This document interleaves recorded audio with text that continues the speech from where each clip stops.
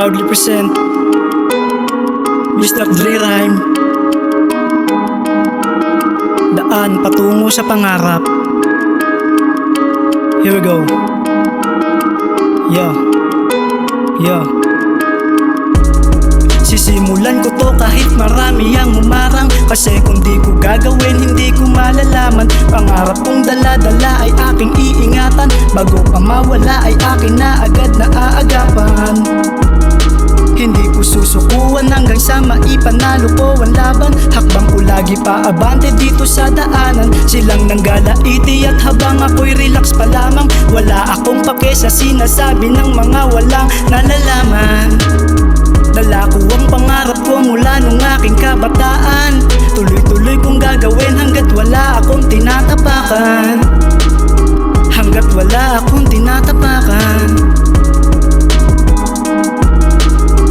Magmula sa umpisa hanggang sa dulo, nagbabagang mga letra ko na aking sinaulo. Mga lyrics ko na nanggagaling sa aking puso. Pag narinig mo parang tumapat ka sa sundalo, siguradong sasaludo. Pinag-isipan ko maigi mga lyrics kong imbento. Pangarap ko ay malaki pero marunong makontento. Hindi ko susukuan kahit samot-sari ang komento. Kahit na negatibo gagawin kong positibo, dahil sa kanta ng mga bituin sa hip-hop ay nananatiling inspirado.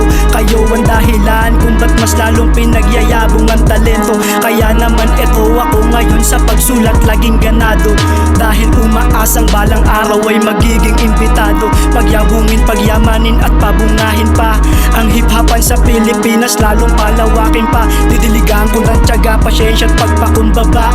Ito ang bago sa kultura, hihintayin ko na lang kung ano man ang bunga. Sana'y pumatok sa masa. Dito sa kultura tayo ay magsama-sama. Ika nga malawak ang mundo ng hip-hop, kaya lahat tayo ay kaasya. Hindi ako titigil, mas lalo pang manggigigil, hanggang ang tagumpay mauwi ko rin sa amin. Tulad ni Ismaglas at Aristotel, kay Omar B, salamat sa kantang walang titigil. Kayo ang dahilan kung bakit di na din ako magpapapigil. Alam ko na marami pa akong hirap na mararanasan, pero ako'y naging laking lansangan kung kaya't naging matapang. Aabutin, aakyatin ko ang pangarap kahit na mahirap. Kung nasa dilim ay kakapain, at kung batuhin ay sasalagin o sasaluhin ko ng maagap. Salamat sa hip-hop niyakap, heto ako ngayon papunta na sa aking pangarap.